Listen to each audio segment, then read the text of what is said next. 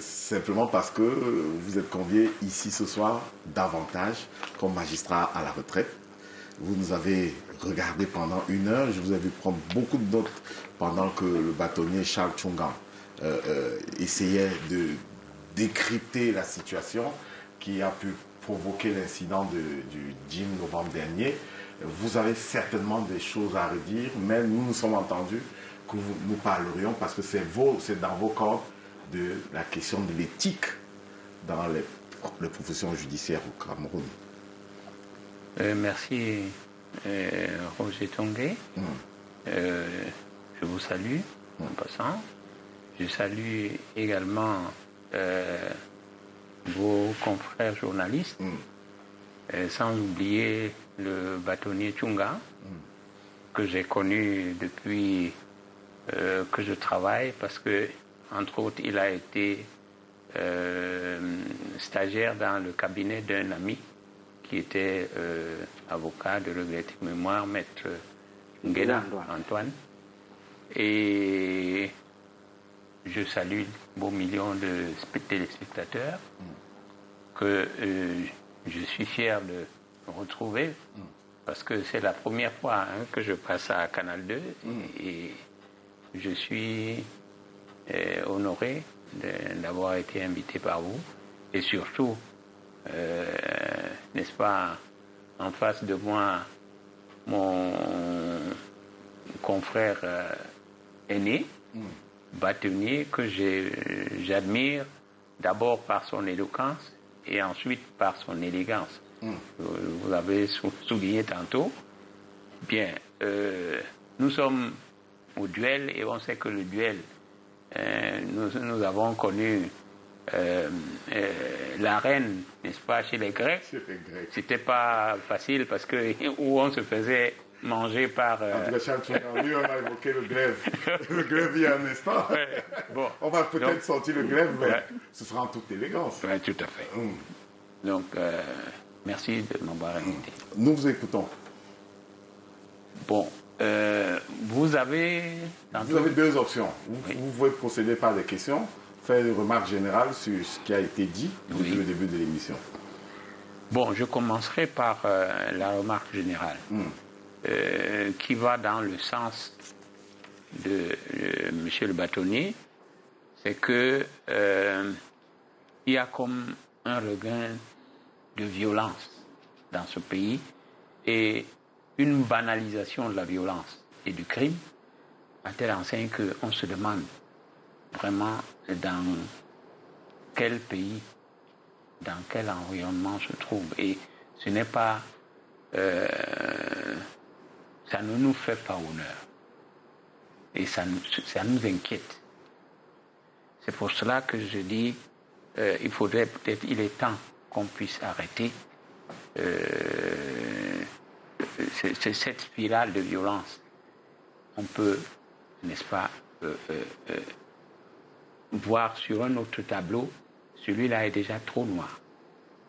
Parce que nous sommes passés de champions du monde de corruption, et après, c'est des violences à l'extrême nord avec le Boko Haram. Après, c'est le Nozo, et ça va dans tous les sens. Bon, nous ne parlons plus, n'est-ce pas, des avocats qu'on a vus violenter déjà à l'origine de la crise anglophone. Ça a continué avec les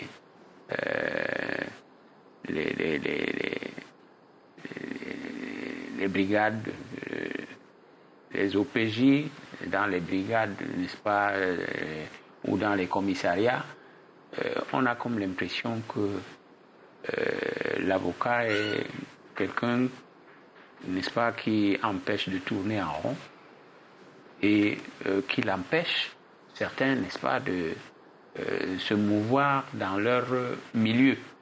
Or, je crois que l'avocat est fait pour défendre tout le monde, même ceux-là qui, n'est-ce pas, tirent sur eux.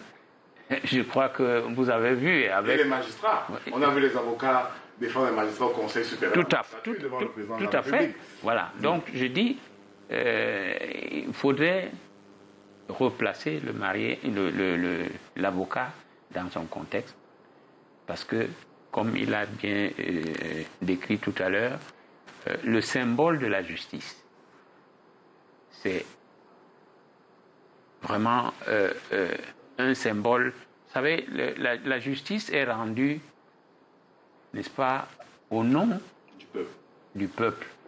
Mais je dirais plus, puisque c'est Dieu qui rend la justice. Et les avocats et les magistrats sont ceux-là, n'est-ce pas, qui ont été choisis par Dieu pour rendre la justice à ses lieux et places. Je ne vous dis pas que en ce moment, Jésus-Christ, qui est le Fils de Dieu, joue le rôle d'avocat. Il nous défend, nous les pécheurs. Et après, il sera juge, n'est-ce pas? Ça veut dire donc que, excusez-moi, je crois que les deux fonctions les plus nobles sont celles de magistrat et celles d'avocat. C'est journaliste. Bon, voilà, c'est journaliste. C'est pour ça que je disais, excusez-moi, parce que je savais que vous alliez dire que c'est le journaliste. Bon. Donc, les plus nobles. Oui, c'est le journaliste, c'est le plus beau métier du monde. Le beau métier peut-être, mais il ne peut pas être beau sans être noble. Parce que, vous savez, c'est la seule profession qui a un livre dans la Bible, les juges. Dites-moi une autre profession. Les prêtres? Non. Non. Les grands prêtres? Non, les grands prêtres n'ont pas de livres. Mais on n'a pas fait de débat. Ils n'ont pas de livres. Même les rois, ce n'est pas une profession. Tout le monde peut devenir roi. Bon, voilà. Donc, voilà l'observation que vous pouvez adresser vos questions à l'invité vedette. Bon, j'aimerais que le bâtonnier me dise, reprécise, n'est-ce pas, son point de vue sur la formation. Parce qu'il a parlé tantôt de la formation des avocats qui, nous en convenons, elle est approximative parce qu'ils sont formés dans le tas. Et nous savons qu'en France, par exemple, il y a le CAPA, c'est-à-dire le certificat d'aptitude de la profession d'avocat. Et il y a une bonne formation qui est prévue pour cela. Pourtant, nous sommes des bons élèves de la France, mais on devrait copier cela. Pourquoi est-ce que nous avons préféré, n'est-ce pas, ce système de formation, je peux dire, disons-le au rabais? Ben, écoutez, c'est l'histoire qui vous apporte la réponse. Nous sommes des victimes de la succession, n'est-ce pas, de la constitution de nos États. Cameroun francophone, Cameroun anglophone. Ce problème de formation des avocats ne s'est jamais posé du côté anglophone. Jamais. Parce que chez eux, pour être avocat, ils sortent de la law school. Et la plupart des avocats de ce côté-là, avant l'indépendance, se formaient à Lagos. Mais après, se forment soit à Londres, soit aux États-Unis, soit au Nigeria. Il se trouve qu'après l'indépendance, jusqu'en les années 72, on a développé un système d'avocature dual. Les anglophones se formaient de leur côté et les francophones se formaient du leur. Jusqu'en 1972, il n'y a pas eu de barreau indépendant au Cameroun. Le premier barreau indépendant au Cameroun, le premier bâtonnier avocat au Cameroun, est élu en 72.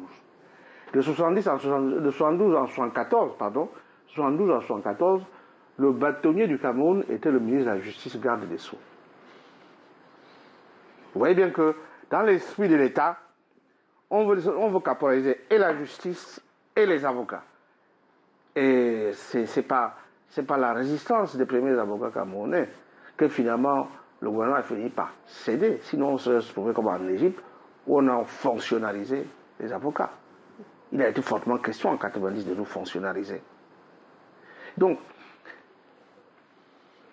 la peur de l'État vis-à-vis des avocats, c'est quelque chose de congénital, c'est quelque chose qui est historiquement prouvé. Et même quand bien même on a appelé aux fonctions de garde des Sceaux en 1900, dans les années 90, notre confrère Moutomé, en tant que garde des Sceaux, il a continué cette même politique. Alors on aurait pu penser que, étant avocat lui-même, il allait, de ce point de vue-là, développer la question liée à la formation. Et de 2004 en 2011.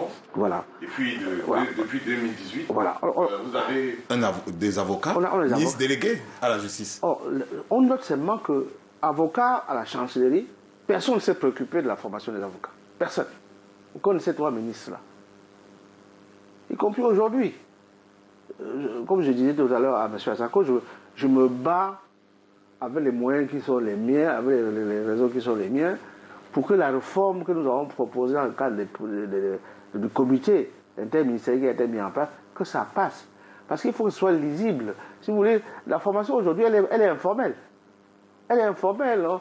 On loue les salles à l'université catholique les samedis, on fait venir les enfants pendant 3-4 heures, on leur parle de déontologie, on leur parle de pratique professionnelle, on parle d'exercice oratoire. C'est insuffisant. C'est insuffisant. Il faut vraiment séparer l'enseignement théorique de l'enseignement pratique. Il y a d'abord la question du niveau juridique. Oui. C'est-à-dire que l'université nous envoie des avocats qui n'ont malheureusement pas, parce que nous avons proposé que l'on relève le niveau pour être avocat au niveau de la maîtrise. Parce qu'il y a des domaines de spécialité que les avocats n'ont pas appris, notamment dans le domaine du droit des affaires, du droit comptable, du droit financier, du droit administratif. Ce sont des choses qu'il faut aujourd'hui apprendre. Parce que l'avenir du métier, c'est dans ces secteurs-là aujourd'hui. Or, quels sont ceux qui travaillent dans ce secteur? Ce sont les cabinets d'expertise comptable, qu'on appelle les big eight, qui effectivement s'accaparent de tout cela, et parfois par la complicité de certains avocats qui travaillent pour ces cabinets-là. Donc la question de la formation est au cœur d'un relèvement du niveau, n'est-ce pas, de la profession. Mais pour cela, comme je dis souvent, l'État a une responsabilité. Ce n'est pas parce que nous sommes une profession libérale que l'État n'a pas le devoir de voir les avocats camerounais être bien formés. Ce n'est pas parce que quelqu'un exerce la médecine en clientèle privée qui n'est pas formé par la faculté de sciences de médecine de Yaoundé.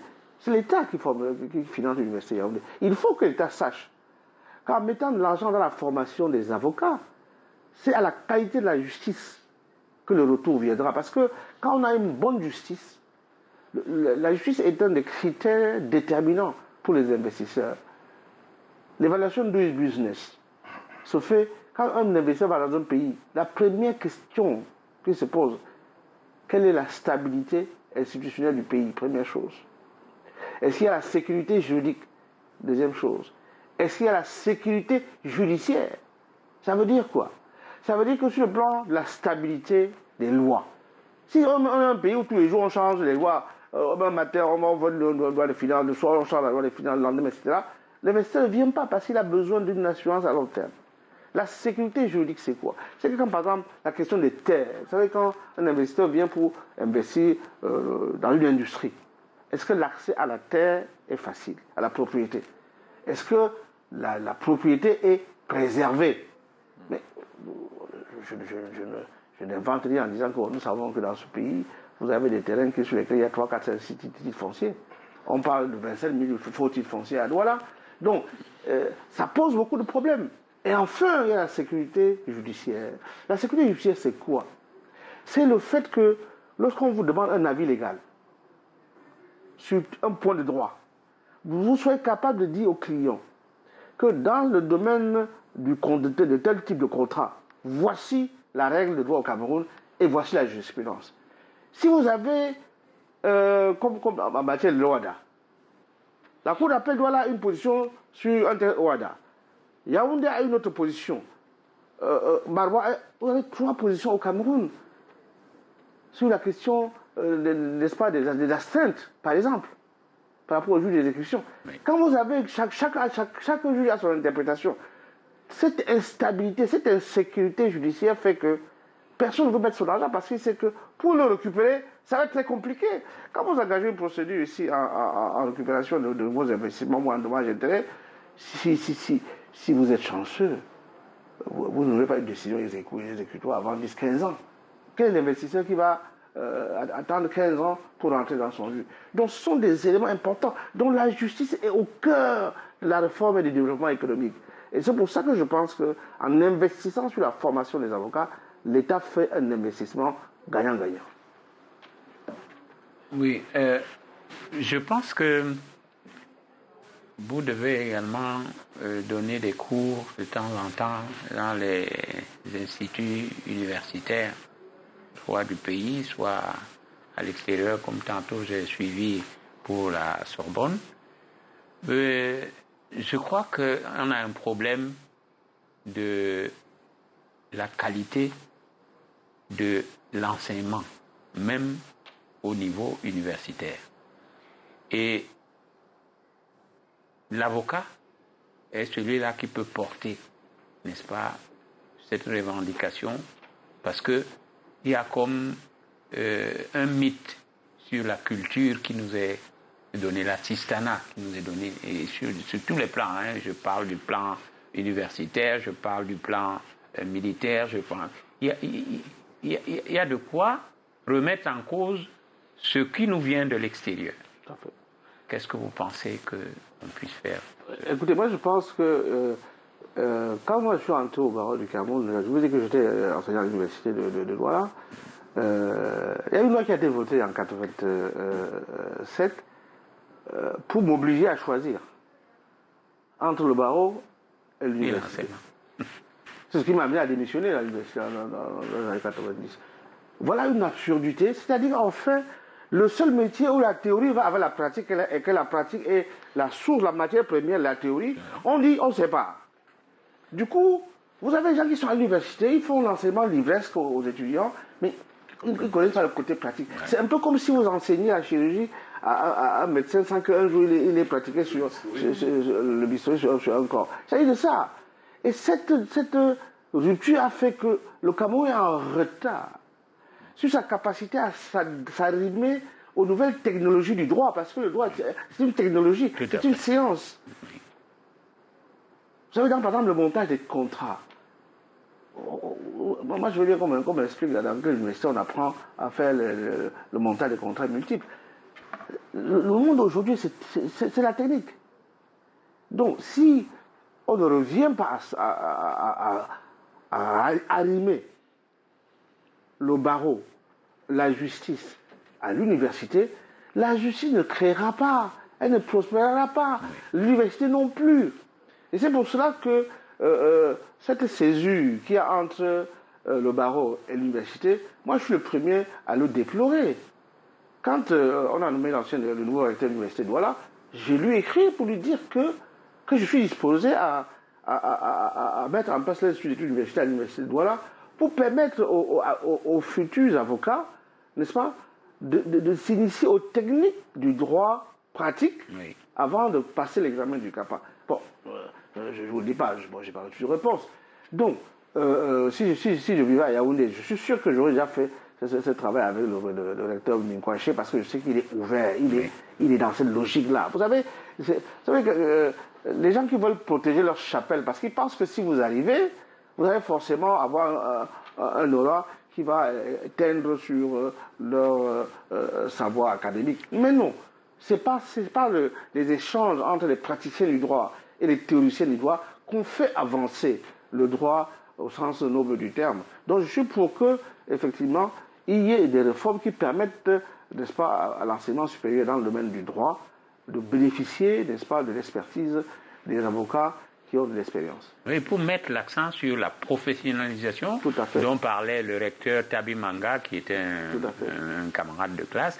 Et vous voyez qu'il a tellement insisté dessus qu'à un moment donné, j'ai l'impression qu'il a été écarté pour ça, parce qu'on a vu venir le mouvement qui est salutaire. Mais on n'y échappera pas de toute façon. Voyez-vous, on ne fait que reculer l'échéance, mais à un moment donné, on va être dépassé. Parce que de quoi s'agit-il? Le Cameroun n'est pas en dehors du monde. Comme le monde bouge, que les techniques juridiques évoluent très vite. Regardez aujourd'hui la question de l'OADA. Après avoir été extrêmement réticent pour ce changement, ce saut qualitatif dans le domaine des droits des affaires et des droits économiques, le Cameroun aujourd'hui court derrière l'OHADA. Nous avons pris des lois nationales pour combattre l'OHADA. Tout à fait. Notamment, par exemple, regardez par exemple, le juge d'exécution. Nous sommes un des seuls pays de l'espace OHADA où on décide que chaque juge est juge de l'exécution de ses propres décisions. Comment voulez-vous qu'un juge ait une décision et en même temps juge l'exécution de ses propres décisions? On a dit, pourquoi voulez-vous qu'un juge de tribunal de première instance apprécie une décision rendue par la Cour suprême? Parce que c'est parti sur un contentieux comme ça qui opposait ici, n'est-ce pas, des banques à M. Piouelé dans le cadre de son immeuble, où un juge du tribunal de Bolanjo a annulé une décision rendue par le tribunal de grande instance.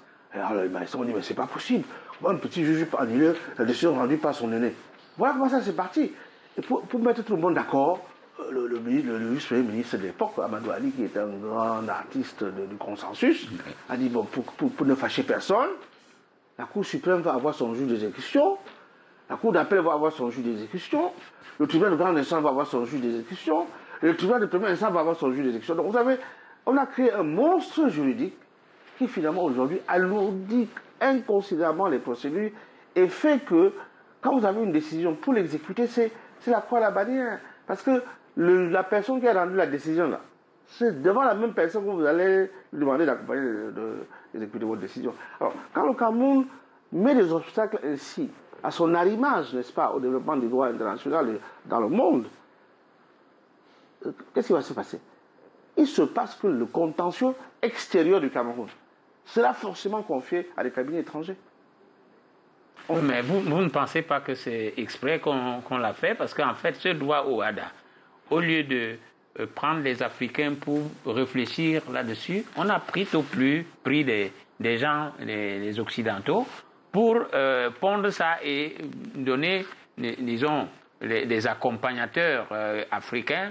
Hein, et finalement, on nous a pondu quelque chose qui ne sied pas avec nos pays. C'est vrai que c'est la première fois dans l'histoire du monde où l'on voit un espace juridique et judiciaire précéder un espace politique et économique. C'est la première fois dans le monde. On a créé ex nihilo un système juridique et judiciaire qu'on a plaqué sur des États préexistants. Donc par conséquent, ça c'était une difficulté. Et le fait que les initiateurs de cette démarche, bon c'est vrai qu'on a fait endosser ça par le président Kebamba et de regretter mémoire, oui. Mais en réalité c'est les Martin Kirsch, qui étaient derrière les Guyon, qui étaient derrière Yves Guyon, oui. Qui étaient derrière cette réforme. Et les plus gros cabinets spécialistes en droit OHADA sont occidentaux. Oui, tout à fait. Sont occidentaux. Et sous-traitent toutes les multinationales en Afrique. Pour protéger leurs... Oui, pour protéger leurs investissements. Oui, c'est ça. C'est le bras juridique avancé de l'Occident oui. En Afrique. Parce qu'on colonise aussi aujourd'hui par le droit. Tout à fait. C'est parce que les gens ne voient pas venir. Oui. Parce que nous, quand on parle de colonisation, on pense à l'armée. Avant, c'était les églises. Ce n'est pas les églises que l'Occident s'est introduit chez nous. Oui. Après, ça a été les armées. Ensuite, ça a été les administrateurs. Et puis aujourd'hui, on nous a imposé des constitutions. Et maintenant, dans le domaine économique, on a créé un droit spécifique pour les 16 pays africains, un peu comme le franc CFA. C'est-à-dire que ce sont des instruments pernicieux de domination qu'on ne voit pas. Parce qu'ils sont indolores, ils sont incolores, on ne les voit pas. On dit non, c'est le droit.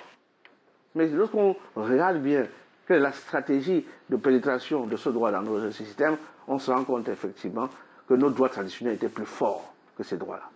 Bon, tout à l'heure, une dernière question s'il vous plaît.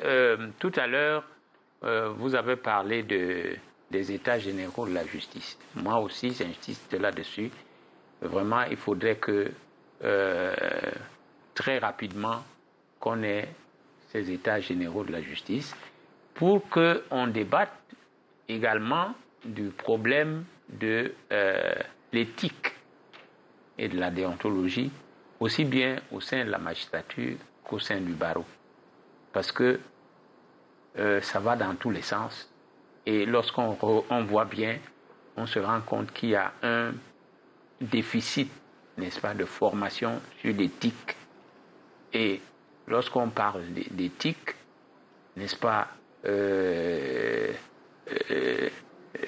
je crois qu'on est obligé de revenir sur les fondamentaux du droit, de la justice, de comment rendre la justice, parce que justement quand on dit que Dieu a donné l'épée aux magistrats de frapper celui qui a fait le mal et de protéger l'innocent, c'est de manière aveugle et de manière impartiale.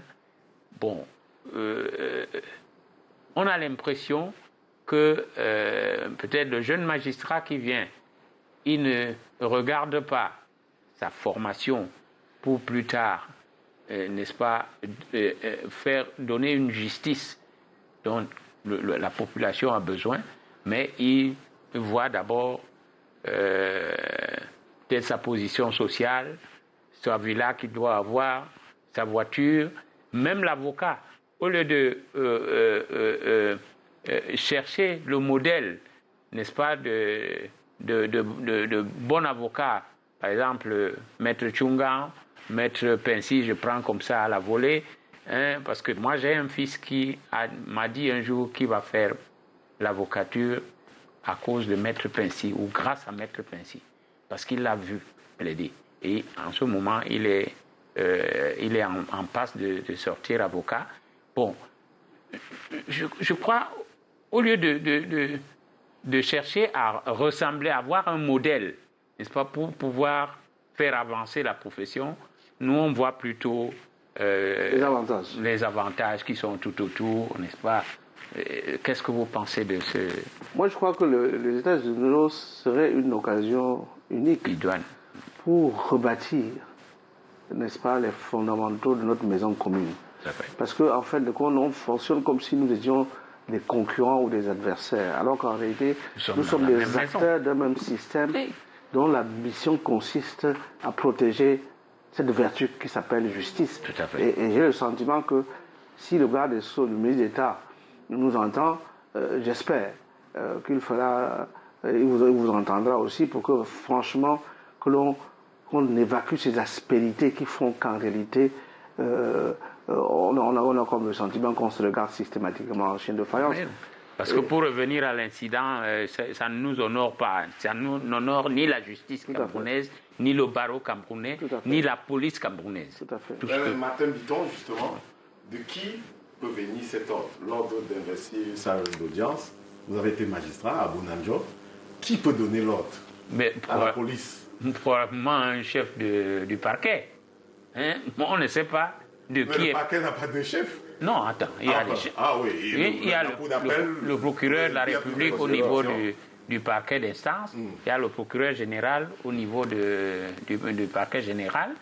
Bon, mais c'est dommage parce que vraiment, moi je suis instructeur à l'école de guerre, à l'école de la gendarmerie, à EI-Force, à Yaoundé, de mémoire de stratèges militaires.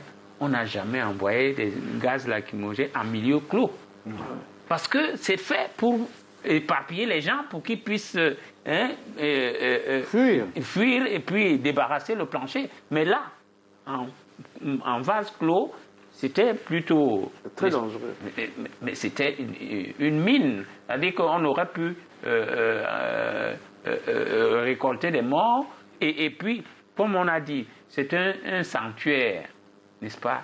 Le palais de justice, c'est comme l'hôpital, c'est comme l'église, c'est comme l'ambassade, c'est comme l'université. Mais on n'y envoie pas des bidasses, entre guillemets. Parce que... Mais il y a cette affaire de 3 millions. Est-ce que c'est bon, là, c'est pas un magistrat vindicatif? Non, là, c'est les faits. On n'a pas le droit de rentrer dans les faits parce qu'on ne maîtrise pas encore. Mais est-ce que les magistrats prennent des bacs chiches pour prononcer des verdicts en faveur ou en défaveur d'une partie? Ça, c'est une question que vous voulez poser à Maître Tchungan. Non, j'ai dit magistrat. Oui. Est-ce que les magistrats, dans votre carrière, est-ce que vous avez entendu qu'un magistrat avait demandé ou avait obtenu des bacs chiches pour prononcer un verdict qui serait à la faveur d'un tel ou d'un autre? Moi-même, j'en prenais. Je vous l'avoue. Mais quand je n'avais pas encore connu ma mutation spirituelle, vous voyez, j'ai été magistrat. Bon, à un moment donné, j'en ai pris, mais c'était pas pour dire que c'était une bonne chose, parce que j'étais ignorant. Mais à partir de 90, lorsque j'ai connu ma mutation spirituelle, jusqu'à ce que je sorte de la magistrature, je combattais plutôt la corruption.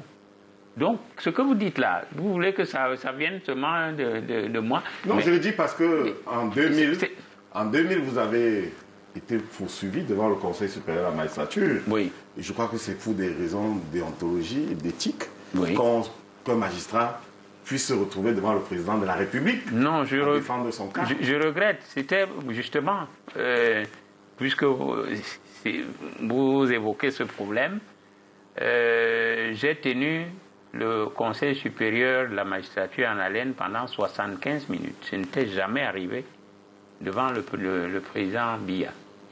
Et c'est après moi qu'on a dit plus jamais plus de 15 à 20 minutes. Bon, c'était justement parce que moi, je luttais contre la corruption. Ils ont connu l'affaire de l'enfant décapité à Douala, où j'étais le président de la collégialité, et j'ai dit non à la corruption parce que justement, je venais de connaître ma mutation spirituelle. Et bon, comment est-ce qu'il fallait me liquider? Il fallait trouver un bouc émissaire, et j'ai commis une erreur judiciaire. Le jour-là, j'ai dit, mais Monsieur le Président, les erreurs judiciaires sont légion. Il y a des bouquins tout entiers pour les erreurs judiciaires. Mais comment est-ce que je peux, parce qu'à l'époque, j'avais pris une décision remplaçant le président du tribunal, Njokogla, qui était mon patron, j'étais son premier juge, et M. Aroy était deuxième juge. Alors, je dis, comment est-ce que je peux prendre un ADD, là où je devais prendre une décision par ordonnance du président de la République. ADD, c'est avant dit droit. Ou avant dit droit. Bon, j'ai reconnu que j'ai commis cette erreur, mais de là à dire qu'on me mette au poteau parce que j'ai commis l'erreur, et on a dit, justement, on a envoyé 5 magistrats qui étaient indélicats. J'ai dit non. Moi, justement, c'est parce que j'ai donné un coup de pied à la fourmilière de la corruption qu'on a cherché. On peut comprendre le sort du magistrat qui veut quitter la mafia, comme vous. Bon, vous avez compris. À votre expression. Merci Martin Bitton pour ce témoignage. Merci de nous avoir aidé aussi à relever le niveau de la discussion avec Maître Charles Tchunga. Nous allons conclure cette émission avec une question de confrère sur la prospective. Les élections au barreau, les élections du nouveau bâtonnier, parce que